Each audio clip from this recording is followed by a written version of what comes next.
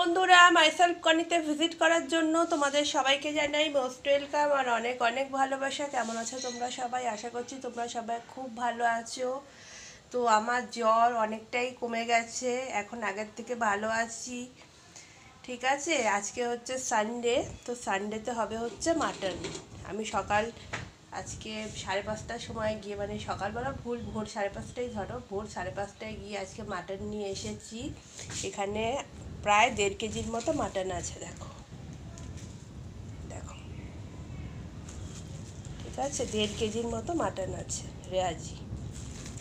ঠিক আছে, এইটা আমি বেসিক্যালি দেখাচ্ছি যারা আমার শত্রু, ঠিক আছে, তারা নিজেরাও খায় না, অন্য কাউকেও খাওয়ায় না, সেই শত্রুদের জন্য দেখাচ্ছে। এই দেখ, আজকে রবিবারে 1.5 কেজি মাটন রান্না করব আমি। এই দেখ, দেখেছিস দেখেছিস আমার শত্রুরা? দাঁড়া, এবার ঢেলে দেখাচ্ছি,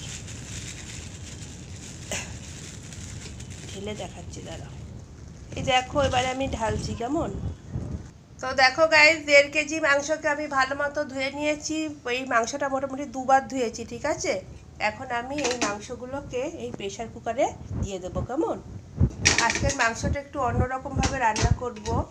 আমরা বেসিক্যালি মাংসটাকে ম্যারিনেশন করে ঘন্টা 2 রাখি, রেখে তারপরে কষাই, ওরমভাবে করবই না, ঠিক আছে, মটন কষাই করব। আচ্ছা, এর মধ্যে দিয়েছি হচ্ছে 4 টুকরো আলু। এই দেখো, 4টে আলু দিয়েছি, আর পেঁয়াজ 5টা। পেঁয়াজও গ্রাইন্ড করে নেবো, আর আদা রসুন গ্রাইন্ড করা হয়ে গেছে।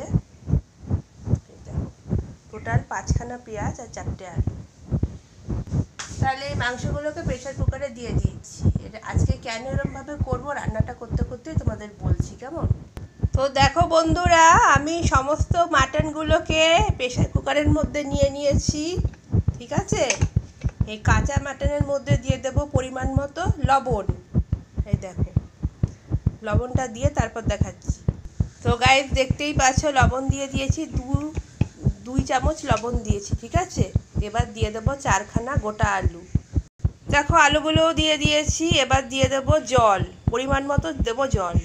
বেশি দিলে আবার কিন্তু হবে না, বেশি দিলে উপর দিক দিয়ে সিটির সাথে জলটা পড়বে। পরিমাণ মতো জল দিচ্ছি। তো দেখো, জলও দিয়ে দিয়েছি পরিমাণ মতো। দেখো, এতটা দিয়েছি। মাংস যতটা, ঠিক ততটা কানায় কানায় দিয়েছি, বেশি নয় কিন্তু, ঠিক আছে। এখন আমি এটাকে চাপা দিয়ে দিচ্ছি। এবার আমি এটাকে 15 মিনিট সিটি দিয়ে নেব, ঠিক আছে। 15 মিনিট ভালো করে সিটি দিয়ে তারপরে আসছি, তাতে মাংসও গলবে, আলুও গলবে।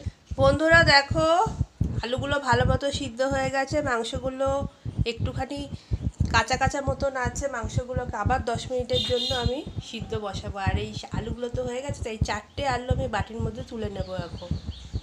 এখানে দেখো, কড়াইয়ে তেল গরম বসিয়ে দিয়েছি।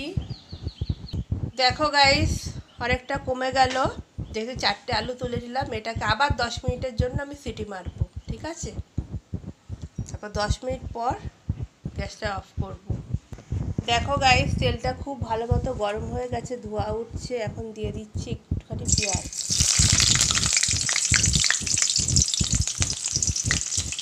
এবার দিয়ে দেবো এই মিক্সির বাটা মশলাটা, ঠিক আছে, পেঁয়াজ আদা রসুনের বাটা মশলাটা।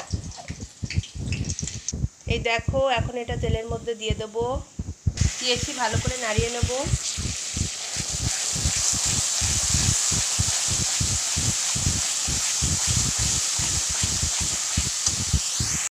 তো দেখো গাইস, কড়াইয়ের মধ্যে পেঁয়াজ আদা রসুনের পেস্টটা ভালো মতো কষাচ্ছি, একটু ভাজা ভাজা হয়ে যাক, তারপর দিয়ে দেবো এর উপর টমেটো। দেখো বন্ধুরা, মশলাগুলো কষিয়ে নিয়েছি। এখানে দিয়ে দিয়েছি পরিমাণ মতো হলুদ, পরিমাণ মতো লঙ্কার গুঁড়ো, পরিমাণ মতো জিরের গুঁড়ো, আর পরিমাণ মতো ধনের গুঁড়ো। আবার খুন্তি দিয়ে ভালো করে কষিয়ে নেব। দেখো, মশলার মধ্যে দিয়ে দিচ্ছি কেটে রাখা টমেটো। এখানে 2খানা টমেটো আছে, কেমন? দেখো দেখো বন্ধুরা, মশলার মধ্যে দিয়ে দিলাম স্বাদ মতো লবণ। এবার এই মাংসগুলো আমি দিয়ে দেব কড়াইয়ের মধ্যে, ঠিক আছে। এই দেখো, সবগুলো মাংস ঢেলে দিলাম কড়াইয়ে।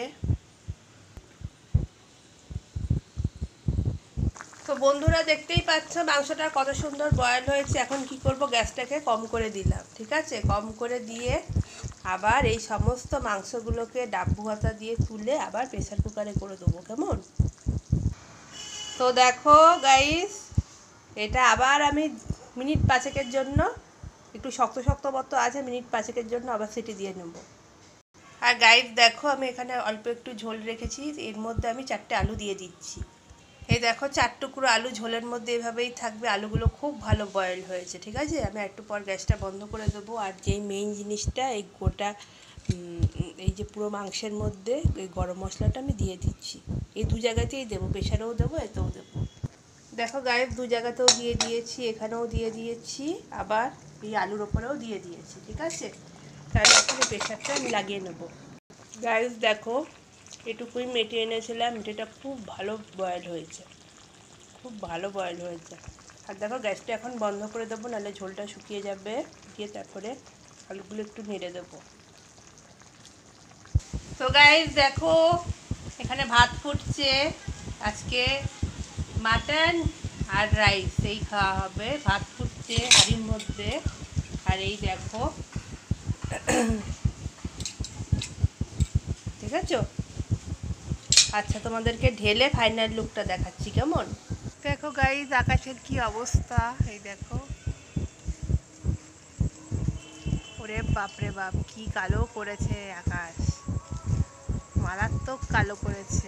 এখন বৃষ্টি পড়ছে, জানো তো গাইস, এই দেখো এখন বৃষ্টি পড়ছে, এই দেখো।